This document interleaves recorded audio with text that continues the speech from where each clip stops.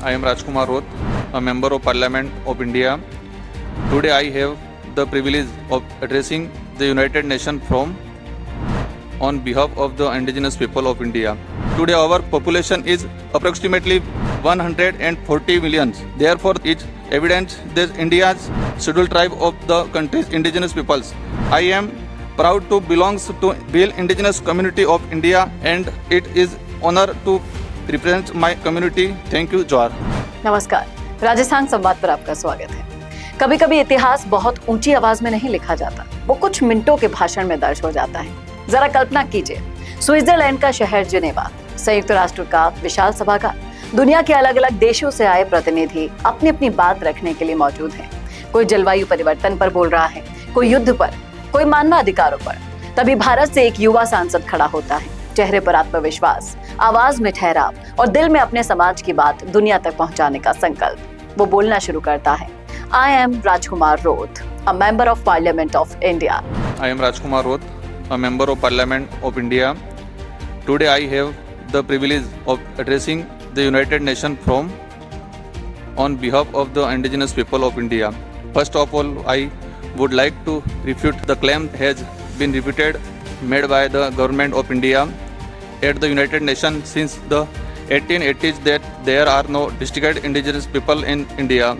I believe the claim is actually incorrect and I personally reject the assertion. India is home to indigenous community primarily belongs to the Proto-Australid, Negroid, Dravidian and Mongolian racial group. ये सिर्फ एक परिचय नहीं था, बल्कि उस सफर की शुरुआत थी जो राजस्थान के आदिवासी अंचलों से निकलकर दुनिया के सबसे बड़े अंतर्राष्ट्रीय मंच तक पहुंचा था।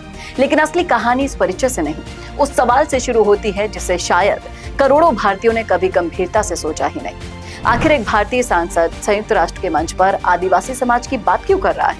वो ऐसा क्या कहने वाला है जिसकी चर्चा पूरे देश में होने लगी? यही वो क्षण था जब राजकुमार रोथ ने अपने भाषण की दिशा तय कर दी। उन्होंने सबसे पहले कहा कि आज उन्हें भारत के आदिवासी समाज की ओर से संयुक्त राष्ट्र में अपनी बात रखने का अवसर मिला है।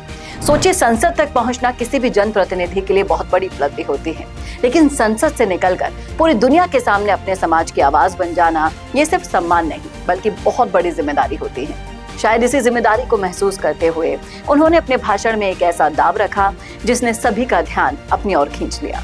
उन्होंने कहा कि कई सालों से भारत सरकार संयुक्त राष्ट्र में कहती रही है कि भारत में अलग से इंडिजीनियस पीपल यानी कि स्वदेशी मूल निवासी समुदाय नहीं है, लेकिन वो व्यक्तिगत रूप से इस दावे से सहमत नहीं है। ये उनका दृष्टिकोण था जिसे उन्होंने दुनिया के सामने रखा।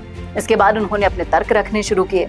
उन्होंने कहा कि भारत में 705 अनुसूचित जनजातियां हैं जिन्हें भारतीय संविधान मान्यता देता है। इनकी कुल आबादी लगभग 14 करोड़ है। जरा इस संख्या पर गौर कीजिए, 14 करोड़, दुनिया के कई देशों की कुल आबादी से भी ज्यादा। यानी कोई एक छोटा समुदाय नहीं बल्कि भारत की पहचान का एक महत्वपूर्ण हिस्सा है। राजकुमार रोथ ने कहा था कि जब संविधान इन समुदायों को विशेष पहचान देता है, उनकी संस्कृति, परंपराएं, भाषाएं, जीवन शैली सदियों से अलग रही है, तब उनकी इस पहचान को भी दुनिया के सामने स्वीकार किया जाना चाहिए। उन्होंने अपने पक्ष को और मजबूत बनाने के लिए भारत के सर्वोच्च न्यायालय के पूर्व न्यायाधीश मार्कंडेय काटजू की एक टिप्पणी का भी उल्लेख किया, जिसमें अनुसूचित जनजातियों को भारत के मूल निवासियों के वंशज बताया गया। इस संदर्भ का उपयोग उन्होंने अपने तर्क के समर्थन में किया। फिर भाषण का वो पल आया जहां शब्द सिर्फ दलील नहीं रह जाते बल्कि भावना बन जाते हैं। उन्होंने कहा, I am proud to belong to the Bhil indigenous community of India, यानी कि मुझे गर्व है कि मैं भारत के भील आदिवासी समाज से आता हूँ।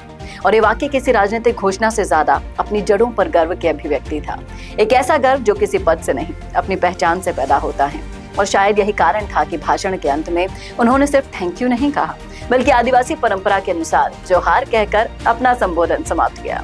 I am proud to belong to Bhil indigenous community of India and it is honor to represent my community. Thank you, जोहार। तो कभी कभी एक शब्द पूरे भाषण की आत्मा बन जाता है और यहाँ जोहार वही शब्द था। अगर पूरे भाषण का सार आसान भाषा में समझे तो राजकुमार रोथ ने 3 मुख्य बातें कही। पहली, उनका मानना है कि भारत के आदिवासी समुदाय की अपनी अलग ऐतिहासिक और सांस्कृतिक पहचान है। दूसरी, भारत में 705 अनुसूचित जनजातियां हैं जिनकी आबादी लगभग 14 करोड़ है, जिन्हें भारतीय संविधान मान्यता देता है। तीसरी, उन्हें गर्व है कि वो भील आदिवासी समाज से आते हैं, अंतर्राष्ट्रीय मंच पर अपने समाज का प्रतिनिधित्व कर रहे हैं। और इस भाषण की जमकर चर्चा हुई पूरे सोशल मीडिया पर। क्योंकि उन्होंने जो कहा कि इंडिजिनियस पीपल यानी स्वदेशी मूल निवासी की परिभाषा भारत और अंतर्राष्ट्रीय कानून दोनों में लंबे समय से बहस का विषय रही है। लेकिन एक बात साफ है कि राजकुमार रोत ने संयुक्त राष्ट्र के मंच पर अपने समाज से जुड़ा दृष्टिकोण पूरी स्पष्टता और आत्मविश्वास के साथ रखा।